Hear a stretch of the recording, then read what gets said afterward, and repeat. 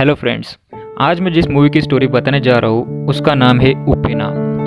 IMDb पर इसकी rating काफ़ी अच्छी है और साउथ की सुपरहिट मूवी रह चुकी है। जिनको साउथ की मूवीज़ पसंद है पर लैंग्वेज की वजह से नहीं देख पाते तो खास उनके लिए ये चैनल बनाया गया है। ये मूवी फेमस होने का कारण इस मूवी बनाने वाले की अलग सोच है और एक्टर नए हैं फिर भी उनकी एक्टिंग बहुत ही अच्छी है।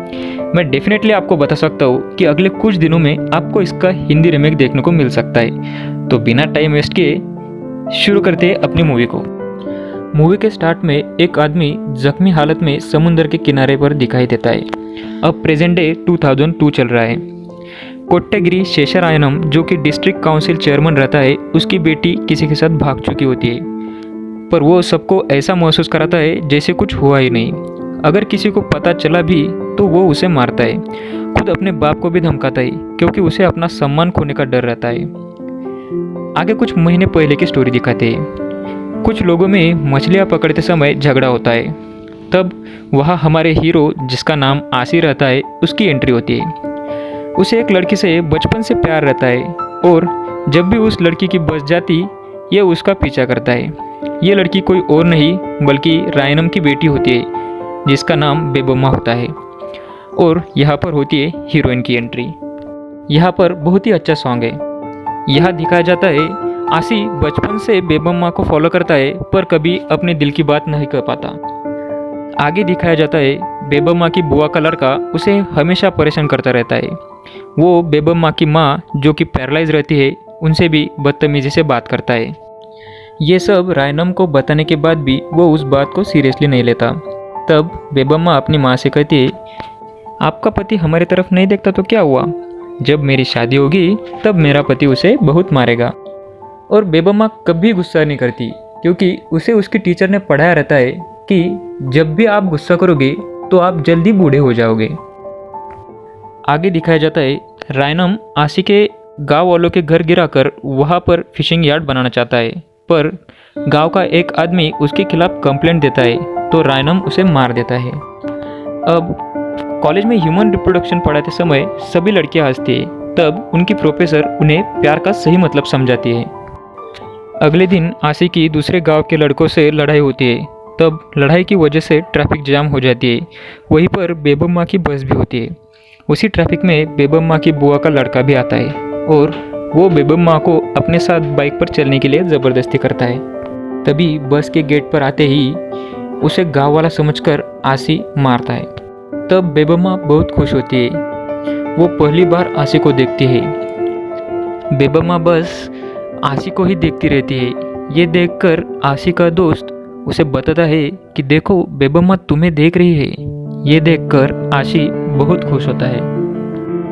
अगले दिन जब आसी राशन लेने दुकान जाता है तब वहाँ रायनम का आदमी गोविंदू भी आता है और वो राशन मांगता है। तब आसी उसे लाइन में लगने को कहता है। तब उनमें झगड़ा होने ही वाला होता है।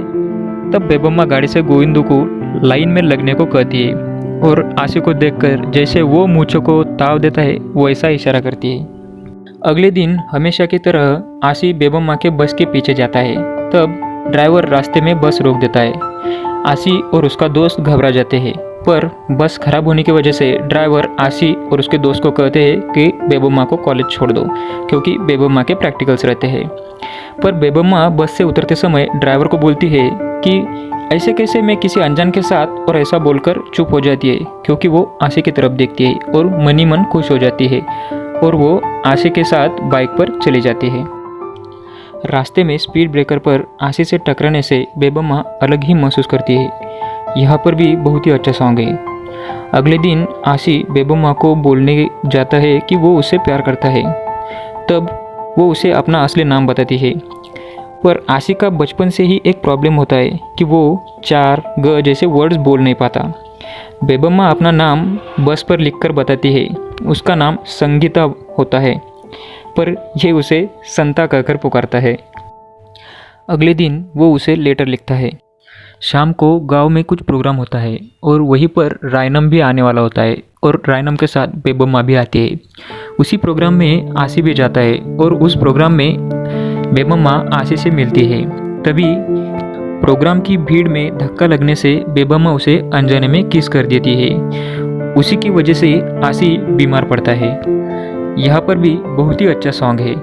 फिर अब उनका मिलना बढ़ जाता है और बेबम्मा ड्राइवर को रोज़ पैसे देकर आशी से मिलने बस से उतर जाती है। और वही एक सीन में दिखाया है, बेबम्मा बीच पर लव यू आई लिखती है तो आशी उसे पूछता है कि ये तो गलत है, ये आई लव यू होना चाहिए था। तब वो उसे समझाती है कि हम दोनों को प्यार भी अलग नहीं कर पाए, इसलिए लव यू आई। इस तरह से ये फिल्म थोड़ी अलग है, इसकी कंसेप्ट थोड़ी अलग है। आगे बेबम्मा कहती है कि वो अगले 3 दिन तक आशी से मिल नहीं सकती। तो वो उसे कहता है कि मैं कैसे रह पाऊँगा। तो वो उसे कहती है मैं तुम्हें किस करूँगी और तुम फिर पहले की तरह बीमार पड़ोगे तो आराम कर लेना, ठीक है ना। पर 1-2 दिन में ही आशी का मन नहीं लगता। तभी सभी गाँव वाले रायनम से मिलने उसके घर जाने वाले होते हैं। सब उनके घर बचाने के लिए रायनम से मीटिंग करने जाते हैं। उन्हीं के साथ आशी भी उस बहाने बेबम्मा से मिलने चला जाता है। अगले सीन में दिखाया जाता है बेबम्मा और आशी हमेशा की तरह बीच पर मिलते हैं। आगे बेबम्मा और आशी में कुछ बहस होने की वजह से बेबम्मा की ड्रेस बोट में अटक कर थोड़ी सी फट जाती है तो आशी उसे अपनी शर्ट निकाल कर देता है। अगले दिन बेबम्मा की बुआ बेबम्मा का हाथ मांगने के लिए रायनम के पास आती है। तब रायनम उसे मना करता है क्योंकि उसका पति किसी लोअर कास्ट की लड़की के साथ भागा हुआ होता है। रायनम बेबम्मा के लिए एमएलए के लड़के से शादी करने की सोचता है। आगे 45 डेज तक बोटिंग बंद करने की अनाउंसमेंट हो जाती है। शाम को बेबम्मा उस लड़के के फोटो को मार्कर से क्रॉस करते हुए दिखाया जाता है और वो बहुत रोती है। वो बेचैन सी रहती है और आशी को बताने के लिए अगले दिन उसे 2 बजे कॉलेज बुलाकर उसके साथ बीच पर चली जाती है। वो उसके साथ बोटिंग पर जाती है और पानी में ही ऑयल ख़त्म होने के कारण उनकी बोट पानी के बीचों बीच रुक जाती है। इधर रायनम सब लोगों के घर गिराना शुरू कर देता है। देर रात तक बेबम्मा घर पर वापस नहीं आती तो रायनम बौखला जाता है। जब रायनम बेबम्मा की रूम तलाशता है तो उसे आशी का शर्ट मिलता है। तब उसे खबर मिलती है कि समंदर के बीच एक लड़का और लड़की अकेले बोट पर है। तब रायनम आशी के बाप को लेकर उनको ढूंढने के लिए भेज देता है। यहाँ पर भी बहुत ही अच्छा सॉन्ग है। वही रायनम प्रतिज्ञा करता है कि जिसने भी ये किया वो मेरे ही हाथों मरेगा। आशी का पिता अगले दिन उन्हें लेकर वापस आता है और रायनम को बताता है कि बोट पर बेबम्मा अकेली ही थी। फिर शाम को आशी के पिता आशी को समझाते हैं कि गांव के भले के लिए तुझे उस लड़की को भूलना होगा। उधर अगले दिन बेबम्मा का बस से जाना बंद कर दिया जाता है। रायनम बेचैन होकर उस लड़के को ढूंढता है क्योंकि उसके पास कोई सबूत नहीं होता है तो बस एक शर्ट। आखिर उसे अपने ही घर में एक तस्वीर में आशी वो शर्ट पहना हुआ दिखाई देता है। तस्वीर तब की थी जब वो मीटिंग के लिए बहाने से बेबम्मा के घर गया था। रायनम आशी को मारने के लिए आदमी भेजता है पर उसके बाप को मारता है और आशी बच जाता है। आशी गुस्से में आकर रायनम को मारने के लिए उसके घर जाता है। तब उसे पता चलता है कि बेबम्मा घर छोड़कर भाग चुके हैं। तब आशी को लगता है कि वो उसी के घर गई होगी और वो अपने घर जाकर देखता है तो वह बेबम्मा होती है। तब बेबम्मा उसे अपने साथ भागने के लिए कहती है पर वो मना कर देता है। पर बेबम्मा अपने गले पर चाकू रखकर उससे कहती है कि अगर तुम नहीं आए तो मैं अपने आप को मार दूंगी। तो वो उसे लेकर भाग जाता है।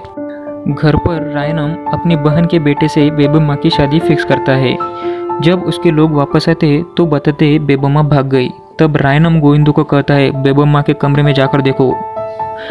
और तब से जैसा स्टार्ट के सीन में दिखाया जाता है कि रायनम सबको ऐसा फील करवाता है कि बेबम्मा घर पर ही है। इधर आशी और बेबम्मा भाग पर पुरी, जगन्नाथ, कोलकाता ऐसे कई जगहों पर जाते हैं क्योंकि उनके पीछे हर तरफ रायनम के आदमी उनके पीछे पड़े हुए थे। पैसे ना होने के कारण वो कभी रोड पर या कभी ऑर्फनेज में रुक जाते हैं। जब कभी बेबम्मा आशी से प्यार जताती है तो वो चिढ़ जाता है पर बाद में वो उसे प्यार से मना भी लेता है। आगे वो गैंगटॉक जाते हैं।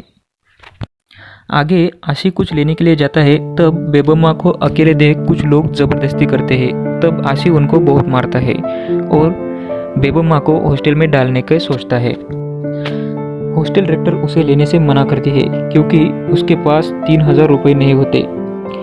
आशी बहुत रिक्वेस्ट करता है और उसके पास जो भी पैसे होते हैं वो उसे दे देता है। तब वो उसे 2 दिन का समय देती है। आशी रोज़ मेहनत करके 100 रुपये हॉस्टल में जमा करवाता है, पर उसकी मेहनत देखकर उसे काम देने वाला उससे हॉस्टल की पूरी फी पे करने के लिए पैसे दे देता है। वहीं पर बेबम्मा आशी से जिद करती है कि उसे हॉस्टल नहीं रहना और वो उसके साथ रहने के लिए चली जाती है। फिर वो अच्छे से साथ में रहने लगते हैं। पर एक दिन आशी को छोटी सी चोट लगने के कारण जब वो हॉस्पिटल में जाता है तब बेबम्मा एक बच्चे को देखकर आशी से शादी करने के लिए कहती है। तो अगले दिन वो शादी करने के लिए जा रहे होते हैं तो रायनम के आदमी बेबम्मा को उठाकर ले जाते हैं। रायनम 2 दिन में बेबम्मा की शादी करवाने के कहता है तो बेबम्मा कहती है मैं फिर भाग जाऊंगी, मुझे सिर्फ आशी चाहिए। तब वो कहता है मुझे मेरा सम्मान प्यारा है, मैं तुम्हें नहीं जाने दे सकता, और आशी ही है जिसने फ़ोन करके हमें तुम्हारे बारे में बताया है। तब ये सुनकर बेबम्मा बहुत शॉक होती है। रायनम बेबम्मा को बताता है कि मैंने उसे ऐसे ही जिंदा नहीं छोड़ा, मैंने उसे कभी बाप बनने के लायक नहीं छोड़ा, इसलिए उसने खुद तुम्हें ले जाने के लिए हमसे कहा। अब तुम्हारा उसके साथ रहने से कोई फ़ायदा नहीं। ये सुनकर बेबम्मा बहुत ही रोती है और थोड़ी देर बाद गुस्से में रायनम के नौकर गोविंदू को कहती है मुझ पर एक एहसान करोगे। तो गोविंदू रायनम की तरफ देखता है और रायनम आंखों से इशारा करके गोविंदू को परमिशन दे देता है। तब बेबम्मा उसे कहती है आशी जहाँ कहीं भी होगा मुझे उसके पास छोड़ दो। वो वहाँ से निकलने के लिए जा ही रही होती है तो रायनम उसका हाथ पकड़ता है। तब बेबम्मा गुस्से से उसका हाथ झटक देती है। स्टोरी का क्लाइमैक्स सीन आपका दिल पिघला देने वाला है। बेबम्मा रायनम को समझाती है कि मैं सिर्फ सोने के लिए अगर उसके साथ गई होती तो मैं ऐसा रोज़ कर सकती थी, पर मैं आपकी बेटी हूँ पापा, मैंने उससे प्यार किया है और प्यार दिल से होता है, शरीर से नहीं। आप प्यार को क्या समझोगे, जबकि माँ पैरालाइज हुई तब से आपने माँ को कभी देखा ही तक नहीं। वो अपने पापा को प्यार का मतलब रियलाइज़ कराती है। तब उनके घर के नौकर और उसके दादाजी भी रो पड़ते हैं और वो भागकर आशी के पास चली जाती है। मिलने के बाद वो आशी से कहती है कि मुझे बच्चे नहीं चाहिए, मुझे सिर्फ तुम्हारे साथ रहना है। और वो कहती है कि मैं जब भी तुम्हारे पास होती हूँ देखो मुझे पसीना आता है। उसी समय समुद्र के किनारे एक बूढ़ा इंसान भगवान की टूटी मूर्ति के सामने प्रार्थना करता है। तब उसके साथ की छोटी बच्ची उसे कहती है भगवान को तो हाथ भी नहीं है तो वो हमें आशीर्वाद कैसे देंगे। तब वो बूढ़ा इंसान उसे समझाता है कि दिव्यता अंदर से है, ये बाहरी चोट से कुछ नहीं होता। और आखिर में ये मूवी दिल दहला देने वाला मैसेज छोड़कर जाती है। इंसान का दिल एक समंदर की तरह होता है और उसमें जन्म लेने वाला प्यार एक लहर की तरह होता है। समंदर को सीमा होकर भी उस पर उठने वाली लहरों को वो कभी रोक नहीं पाती। और यहाँ पर मूवी एंड हो जाती है। आपको यह कहानी कैसी लगी मुझे कमेंट करके ज़रूर बताएं और मेरे चैनल को ज़रूर सब्सक्राइब करें और इस वीडियो को अपने फ्रेंड्स के साथ शेयर करें। कि मैं साउथ की कई फिल्म की कहानियाँ हिंदी में ऐसे ही लेकर आने वाला हूँ। तो चलिए मिलते हैं अगले वीडियो में। Thank you.